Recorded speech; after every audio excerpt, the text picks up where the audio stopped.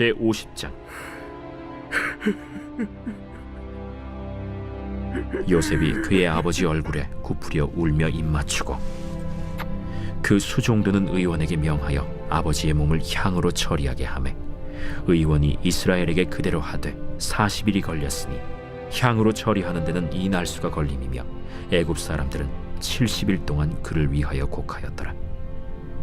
곡하는 기한이 지나매 요셉이 바로의 궁에 말하여 이르되 내가 너희에게 은혜를 입었으면 원하건대 바로의 귀에 아뢰기를 우리 아버지가 나로 맹세하게 하여 이르되 내가 죽거든 가나안 땅에 내가 파놓은 묘실에 나를 장사하라 하였나니 나로 올라가서 아버지를 장사하게 하소서 내가 다시 오리이다 하라. 바로가 이르되 그가 내게 시킨 맹세대로 올라가서 내 아버지를 장사하라. 요셉이 자기 아버지를 장사하러 올라가니 바로의 모든 신하와 바로 궁의 원로들과 애굽 땅의 모든 원로와 요셉의 온 집과 그의 형제들과 그의 아버지의 집이 그와 함께 올라가고 그들의 어린 아이들과 양떼와 소떼만 고센 땅에 남겼으며 병거와 기병이 요셉을 따라 올라가니 그때가 심히 컸더라. 그들이 요단강 건너편 아닷 타작마당에 이르러 거기서 크게 울고 애통하며 요셉이 아버지를 위하여 7일 동안 애곡하였더니 그 땅 거민 가나안 백성들이 아닷 마당의 애통을 보고 이르되 이는 애굽 사람의 큰 애통이라 하였으므로 그 땅 이름을 아벨 미스라임이라 하였으니 곧 요단강 건너편이더라. 야곱의 아들들이 아버지가 그들에게 명령한 대로 그를 위해 따라 행하여 그를 가나안 땅으로 메어다가 마므레 앞 막벨라 밭 굴에 장사하였으니 이는 아브라함이 헷 족속 에브론에게 밭과 함께 사서 매장지를 삼은 곳이더라. 요셉이 아버지를 장사한 후에 자기 형제와 호상꾼과 함께 애굽으로 돌아왔더라. 요셉의 형제들이 그들의 아버지가 죽었음을 보고 말하되 요셉이 혹시 우리를 미워하여 우리가 그에게 행한 모든 악을 다 갚지나 아니할까? 하고 요셉에게 말을 전하여 이르되 당신의 아버지가 돌아가시기 전에 명령하여 이르시기를 너희는 이같이 요셉에게 이르라. 내 형들이 내게 악을 행하였을지라도 이제 바라건대 그들의 허물과 죄를 용서하라 하셨나니 당신 아버지의 하나님의 종들인 우리 죄를 이제 용서하소서. 요셉이 그들이 그에게 하는 말을 들을 때에 울었더라. 그의 형들이 또 친히 와서 요셉의 앞에 엎드려 이르되 우리는 당신의 종들이니이다. 두려워하지 마소서. 내가 하나님을 대신하리이까. 당신들은 나를 해하려 하였으나 하나님은 그것을 선으로 바꾸사 오늘과 같이 많은 백성의 생명을 구원하게 하시려 하셨나니 당신들은 두려워하지 마소서. 내가 당신들과 당신들의 자녀를 기르리이다 하고 그들을 간곡한 말로 위로하였더라. 요셉이 그의 아버지의 가족과 함께 애굽에 거주하여 110세를 살며 에브라임의 자손 3대를 보았으며 므낫세의 아들 마길의 아들들도 요셉의 스라에서 양육되었더라. 요셉이 그의 형제들에게 이르되 나는 죽을 것이나 하나님이 당신들을 돌보시고 당신들을 이 땅에서 인도하여 내사 아브라함과 이삭과 야곱에게 맹세하신 땅에 이르게 하시리라. 요셉이 또 이스라엘 자손에게 맹세시켜 이르기를 하나님이 반드시 당신들을 돌보시리니 당신들은 여기서 내 해골을 메고 올라가겠다 하라. 요셉이 110세의 죽음에 그들이 그의 몸에 향재료를 넣고 애굽에서 입건하였더라.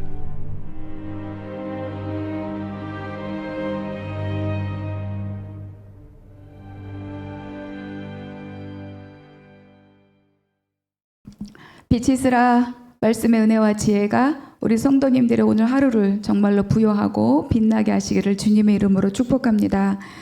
자, 오늘 우리가 함께 나눌 말씀은 창세기 50장입니다. 마지막 장이네요. 그렇죠?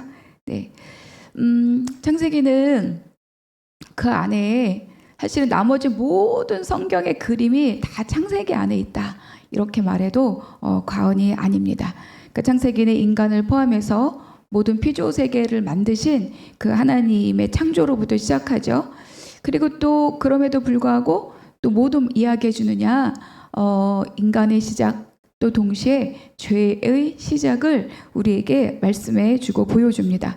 그러니까 하나님께서 창조하셔서 인간에게 맡기신 이 모든 세상이 이 죄로 인하여서 무엇을 잃었으며 어떻게 무너졌으며 또 그것을 회복하시기 위한 하나님의 일하심이 무엇인지 하나님의 구원 역사를 전부 다 말해주는 것이 바로 이 창세기입니다. 근데 그 역사 안에 커다란 것만 있는 것이 아니라 그 역사 안에 한 사람, 그리고 한 가문, 한 민족, 그것이 있다는 것을 말해주는 거죠. 그래서 아브라함 때부터 말씀해 주신 하늘의 별과 같이 바다와 모래와 같이 이 번성하리라는 그 하나님의 너무너무 그 귀한 약속이 이제 70여 명의 한 가문을 이루는 것으로 이제 끝맺음을 하고 있습니다. 그러니까 우리가 가끔 하나님의 약속과 그리고 지금 어떤 우리의 현실 이거를 생각해 보면 굉장히 그 갭이 크다고 생각될 때가 많이 있지 않습니까? 막 꿈은 막 약속은 저기에 있는데 지금 나의 현실은 매우 초라하고 매우 보잘것없어서 그 약속을 이루기에는 내가 불가하다 또는 힘이 없다 이렇게 생각할 수도 있지만 그렇잖아요. 막 그렇게 큰 민족을 이룬다고 했는데 이제 70여 명 만들어지지 않았습니까? 근데 그럼에도 불구하고 정말 성경책 몇 페이지만 따다닥 넘겨보면 그 일을 이루기 위해서 하나님이 어떻게 역사하시고 일하시고 계신가를 금방 알 수 있어요. 그래서 정말 하나님의 일하심을 발견할 수 있는 성경 속에서, 그렇죠? 그래서 우리가 성경을 읽고 공부하고 묵상해야 합니다. 그러니까 나의 현실만을 보면 하나님의 약속은 아무런 의미가 없어 보여요. 근데 이제 이 말씀을 읽으면서 지금 내가 있는 현장과 정말 하나님의 약속이 어떻게 연결되어 가는가를 우리가 말씀 안에서 볼 수 있는 거죠. 그래서 이제 어제 살펴보았던 뭐 다 12아들을 다 살피지 못했지만 49장에서 12아들 야곱은 다 축복하고 이제 야곱은 조상에게로 돌아가고, 그렇죠? 49장 29절에 마지막만 한 번 좀 볼게요. 그가 그들에게 명하 이르되 내가 내 조상들에게로 돌아가리니 나를 햇사람 에브론의 밭에 있는 굴에 우리 선조와 함께 장사하라. 33절 야곱이 아들에게 명하기를 마치고 그 발을 침상에 모으고 숨을 거두니 그의 백성에게로 돌아갔더라. 그래서 이제 어제 야곱은 하나님 주신 사명을 다 하고 이제 죽음을 맞이했습니다. 그리고 이제 막벨라 굴에 묻히는 것으로 굉장히 중요한 일입니다. 아직 완성되지 않은 출애굽, 그렇죠? 그리고 가나안 정복, 그 땅을 차지하는 것, 그것을 미리 그 약속에, 하나님의 약속에 미리 참여하는 거예요. 여기 지금 애굽이잖아요. 여기서 가나안으로 가서 막벨라 굴에 묻히고 하나님이 이미 소유권을 확정해 주신 그 땅에 묻혔다. 그러니까 이 야곱의 장래는 출애굽, 아직 생각할 수도 없는, 뭐 시간으로 보면 400년 뒤에나 있을, 그런데 그 하나님의 그 민족의 출애굽 그리고 가나안 정복, 이 하나님의 약속에 미리 참여하고 있는 것이 바로 이 야곱입니다. 그러니까 이것이 바로 이 죽음이 이 야곱의 인생 전체를 우리에게 결론지어서 말씀해 주는 거예요. 그는 비록 속여 빼앗는 자였지만 그의 이 심정에 가장 큰 갈망이 있었잖아요. 바로 하나님의 약속과 복에 대한 정말로 이 갈망이 있었던 자였어요.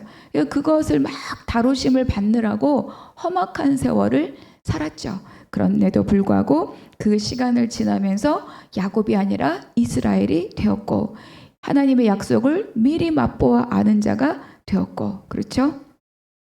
그리고 이제 이 자신을 가나안 땅에 묻어달라고 하는 것은 이 아들들에 대한 굉장히 강력한 메시지예요. 어떤 면에서 그러냐? 지금 기근을 피해서 애굽에 내려왔죠. 그때 내려온 자녀들이 70명이다라고 기록하고 있잖아요. 그리고 이제 17년이 지났어요. 그러니까 그 17년 동안 이 야곱의 자녀들의 삶은 어때요? 굉장히 안정된 삶이잖아요. 뭐 땅도, 직업도, 혜택도. 그러니까 어떤 면에서는 이곳이 족하다 이러고 이들이 살아가고 있을 수도 있죠. 그런데 분명하게 야곱은 이야기하는 겁니다. 너희들이 있을 곳은 이곳이 아니다. 너희들이 갈 곳은 가나안이다. 이렇게 이야기하고 있는 거죠. 그래서 야곱의 유언의 가장 중요한 것은 뭡니까? 약속의 땅 가나안으로 돌아가라 이겁니다. 여러분, 저는 가끔 그런 생각할 때가 있어요. 내가 세상을 떠날 때 저는 제 육신의 자녀는 없지만 내 사랑하는 조카들이나 형제들에게 내가 마지막으로 무엇을 남기고 갈 것이냐. 뭐 저는 뭐 돈을 남기고 갈 거는 없으니까 그것이 없어서가 아니라 그것이 있느냐 없느냐가 아니라 정말로 내가 남기고 갈 것, 그것을 남기기 위해서 나는 그들과 지금 어떻게 살아야 되나 이것을 생각할 때가 많이 있습니다. 여러분도 동일하리라고 믿습니다. 자, 1절. 요셉이 그의 아버지 얼굴에 굽으려 울며 입맞추고. 그러니까 요셉이 이제 야곱의 눈을 감겼죠.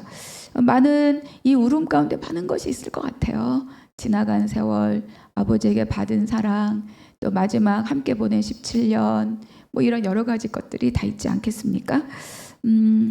이제 이 아버지를 이제 눈을 감기고 이제 장례를 진행하죠.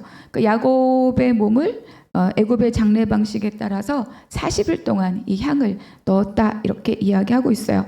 그러니까 향을 넣고 뭐 미이라 만드는 거죠. 이거는 이제 애굽의 장례 문화죠. 그러니까 애굽의 이 장례는 이것으로 끝이 아니라 죽음 이후에 또 삶이 있다라고 생각했기 때문에 이렇게 향을 넣고 시신을 처리합니다. 그런데 이제 이거는 또 어떤 면에서 중요하냐? 야곱이 애굽에 묻힐 게 아니라 가나안으로 가야 되기 때문에 이러한 또 장례 문화에 합당하게 또 시신을 처리하는 거는 여러 가지 면에서 이제 필요한 조치였던 거죠. 그리고 애굽 사람들은 70일을 애곡했다. 그러니까 애굽 사람은 이제 왕이 죽으면 70일 동안 이제 애곡하는 애도의 기간을 갖습니다. 그러니까 그것과 거의 동일한 예우를 지금 야곱의 죽음에 예우를 해주는 거죠. 그것은 바로 누구 때문입니까? 이 요셉 때문인 거죠. 요셉이 그들의 구원자 역할을 했기 때문에 거기에 합당한 그 아버지에게 합당한 예우를 하는 거예요. 그러니까 이제 생각해 보면 요셉은 어린 시절은 아버지의 사랑과 아버지의 혜택 아래 살았잖아요. 물론 그러지 못한 시간도 있었지만, 근데 지금은 어때요? 이 요셉의 영향력의 혜택을 누가 받고 있어요? 아버지가 받고 있는 거죠. 그러니까 이 원리는 우리의 믿음의 삶에도 굉장히 동일하게 적용이 되는 거예요.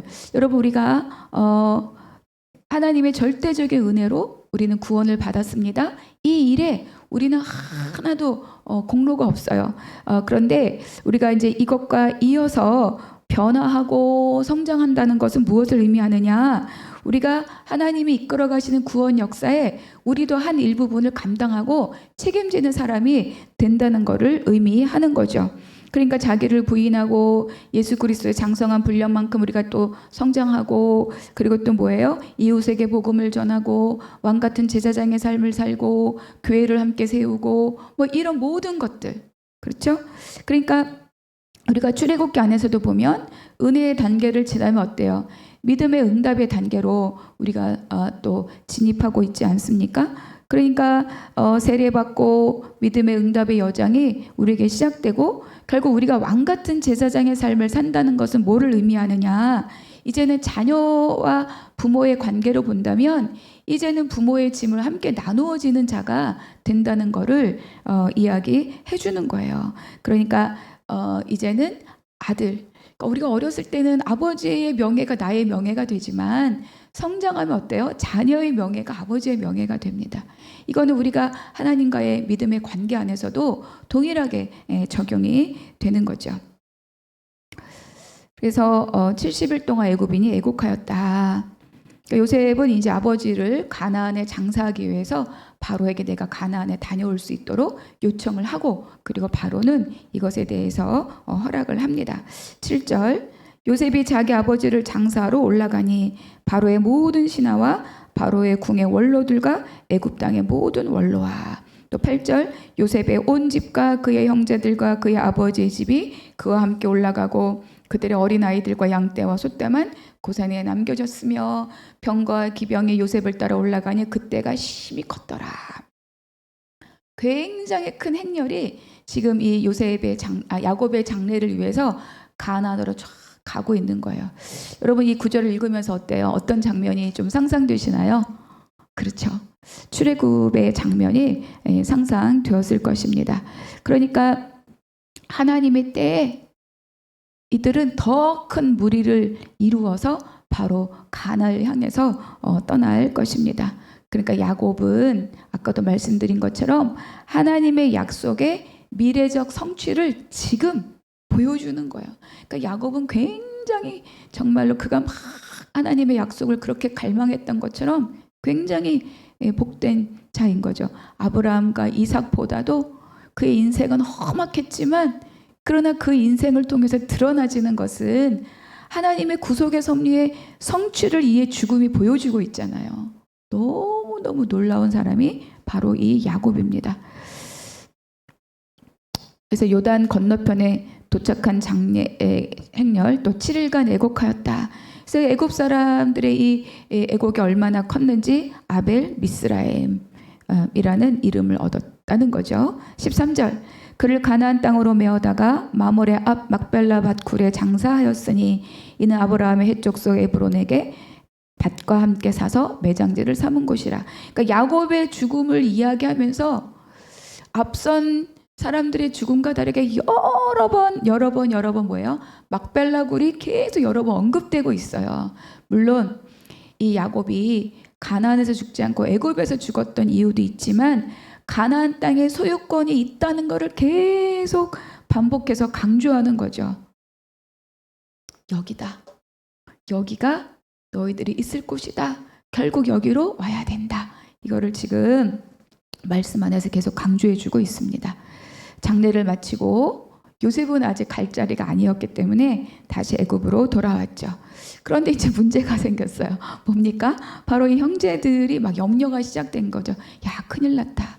아버지가 살아계실 때는 요셉이 아버지의 얼굴을 봐서라도 우리를 가만히 두었겠지만 이제 아버지도 없으니 요셉이 이제 어떻게 행동할지가 막 두려움으로 오는 거죠. 그래서 당신의 아버지 이런 호칭을 쓰면서 당신의 아버지가 우리들의 허물을 용서하라고 그렇게 전하라고 했다. 이렇게 이야기하는 거예요. 그러면서 직접 당신 하나님의 종들인 우리 죄, 당신 하나님의 종들인 우리 죄를 용서하옵소서 이렇게 말하면서 직접적인 언어로 용서를 구합니다. 그리고 이제 다시 요셉 앞에 엎드리죠. 여러분, 이때 요셉의 마음이 어떠했을까? 막 아이고 쌤통이다, 통쾌하다 이랬을까? 이 요셉의 성품으로는 그렇지 않았을 것 같아요. 온 가족이 애굽으로 내려온 지 지금 17년이 지났잖아요. 그동안 또 요셉이 얼마나 이 가족들을 극진하게 돌보았습니까? 그럼에도 불구하고 그 요셉에게 행했던 그 일에 대한 두려움이 아직도 이들 마음에 있다는 것으로 인하여서 이 요셉은 굉장히 마음이 안타까웠을 것 같아요. 19절, 요셉이 그들에게 이르되 두려워하지 마소서 내가 하나님을 대신하리이까. 20절, 당신들은 나를 해하려 하였으나 하나님은 그것을 선으로 바꾸사 오늘과 같이 많은 백성의 생명을 구원하게 하시려 하셨나니. 그러니까 요셉은 하나님의 계획과 섭리를 이미 잘 알고 있는 사람이었던 거죠. 그런데 형들은 아직도 하나님에 대한 신앙이 강건하지 못하고, 그렇죠? 그렇기 때문에 요셉이 갖고 있는 이 믿음의 고백이 무엇인지 잘 이해를 하지 못했던 것 같아요. 그러니까 어때요? 스스로 죄책감을 지고 스스로 그 마음을 속박하고 그것으로 인하여서 요셉을 두려워했던 거죠. 그래서 요셉은 슬펐어요. 울었다 이렇게 나오잖아요. 그래서 내가 하나님을 대신하리이까. 하나님이 생명을 구원하기 위해서 당신들을 사용한 거지 당신들로 인한 것이 아닙니다. 하나님의 생명을 구원하기 위해 하신 일입니다. 그리고 이어서 말하죠. 내가 당신들과 당신들의 자녀들을 내가 다 책임지겠습니다. 그러니까 장자로서 역할을 다 하겠다 이렇게 이야기하고 있습니다. 자, 이제 요셉의 나이가 110세가 되었고 자손들의 번성을 보았다. 이제 이 요셉도 아버지 못지않게 파란만장한 그 인생을 마감할 때가 되었습니다. 24절 요셉이 그의 형제들에게 이르되 나는 죽을 것이나 하나님이 당신들을 돌보시고 당신들을 이 땅에서 인도하여 내사 아브라함과 이삭과 야곱에게 맹세하신 땅에 이르게 하시리라. 25절 요셉이 또 이스라엘 자손에게 맹세시켜 이르기를 하나님이 반드시 당신들을 돌보시리니 당신들은 여기서 내 해골을 메고 올라가겠다 하라 하였더라. 그러니까 요셉의 유언의 가장 핵심도 무엇입니까? 바로 하나님의 약속, 가나안 땅에 대한 말씀이었죠. 야곱과 마찬가지로 하나님이 반드시 돌보시고 인도하고 가나안 땅에 이르게 할 것이다. 그러니까 이곳이 아닙니다. 우리는 반드시 가나안으로 되돌아가야 합니다. 약속의 땅에 가나안이 우리의 땅이고 가나안이 하나님 약속하신 땅이고 그것 때문에 하나님 반드시 우리들을 이끌어내실 것입니다. 이렇게 이야기하는 거죠. 그렇기 때문에 내가 지금은 갈 수 없고 내가 이곳에 묻히지만 당신들이 나갈 때 반드시 내 해골을 들고 나아가 주십시오. 이렇게 부탁을 하는 거죠. 그러니까 이 요셉은 이 애굽에서의 삶이 얼마나 명예롭습니까? 얼마나 명예롭고 얼마나 화려하고 얼마나 단단하고 그렇지만 이것이 아니라는 거예요. 여러분 우리의 삶이 그렇습니다. 내가 지금 뭐 유명한 사람이 되고 그것보다 더 중요한 것이 내가 돈이 많고 뭐 이것보다 더 중요한 게 뭐예요? 내 안에 하나님이 있느냐, 내 안에 하나님의 약속이 있느냐, 내가 하나님 나라에 대한 소망이 있느냐, 이것이 더 중요하다는 것을 이 요셉이 이야기해주고 있습니다. 그래서 우리가 이미 잘 알고 있지만 출애굽기 13장 19절 읽어보겠습니다. 모세가 요셉의 유고를 가졌으니 이는 요셉이 이스라엘 자손으로 단단히 맹세하게 하여 이르기를 하나님이 반드시 너희를 찾아오시리니 너희는 내 유고를 여기서 가지고 나가라 하였음이더라. 여호수아 24장 또 이스라엘 자손이 애굽에서 가져온 요셉의 뼈를 세겜에 장사하였으니 이곳은 야곱이 베크시타를 주고 세겜의 아버지 하몰의 자손들에게서 산 밭이라. 이것이 요셉 자손의 기업이 되었더라. 하나님의 약속이 이렇게 긴 세월을 지나가면서 이렇게 성취되었습니다. 여러분 애굽에서 400년이라고 또는 430년 어쨌든 몇백 년 동안 이 요셉의 뼈가 애굽에 있었어요. 그 몇백 년이 지나서 나갈 때 이거를 기억하고 이거를 들고 나갑니다. 그리고 이 뼈가 어때요? 광야 40년을 끌고 다녀요. 그리고 정복전쟁 7년을 끌고 다녀요. 그리고 나서 와 여기에 묻습니다. 너무 놀랍지 않습니까? 하나님의 약속이 이렇게 이루어져 가는데 또 그것에 응답하여서 아이고 막 그 뼈 들고 이제 우리 뭐 언제 들고 나가냐 어떻게 들고 나가냐 어떻게 끌고 다냐 이렇게 하지 않는 거잖아요. 끌고 해서 갖고 나오고 40년 끌고 다니고 정복전쟁 7년 치르고 그리고 나서 땅에 묻습니다. 하나님의 약속에 대한 우리의 갈망은 그냥 형편에 따라 버려지는 것이 아니라는 걸 저는 다시 한번 이 말씀 앞에 눈물이 납니다. 여러분 우리를 향한 하나님의 구속의 약속들은 이렇게 성취되어 간다는 것을 믿으시기 바랍니다. 그래서 우리 서두에 잠깐 말씀드린 것처럼 이제 만물의 창조 기사로 시작된 이 창세기는 이제 마지막으로 두 사람의 죽음으로 끝나죠. 시작은 장대했으나 마지막은 되게 이렇게 소소하게 그런데 결단코 그렇지 않습니다. 하나님이 처음 사람을 창조하시며 주셨던 씨와 통치권 우리의 형상을 따라 우리가 사람을 만들고 생육하고 번성하고 충만하라 정복하고 다스리라 하셨던 이 씨와 통치권의 약속은 우리가 창세기를 읽으면서 보았기에 여러 번 무너뜨리고 막 훼손시키려는 많은 시도가 있었지만 그러나 하나님은 이 복의 약속을 포기하지 않으시고 끝끝내 여기까지 끌고 오신 거죠. 하나님의 일하심이었습니다. 그래서 한 사람과 한 가문을 통해서 또 열방까지 퍼져나가고 그것을 우리에게 보여주는 거죠. 그리고 그것이 처음 주신 이 복이 예수 그리스도를 통하여서 누구에게? 우리에게까지 왔습니다. 우리가 할 몫은 이거를 이제 우리 다음 세대에게 흘려보내는 것이 바로 우리가 할 일인 거죠. 그래서 하나님의 구속사의 큰 그림이 한 사람으로부터 흘러가고 있다, 담겨 있다. 이거 얼마나 놀라운 일입니까? 그래서 야곱과 요셉의 죽음은 끝이 아니라 이제 번창한 이스라엘로 드러나는 거죠. 그러니까 이들의 죽음은 새로운 시작임을 우리에게 알려줍니다.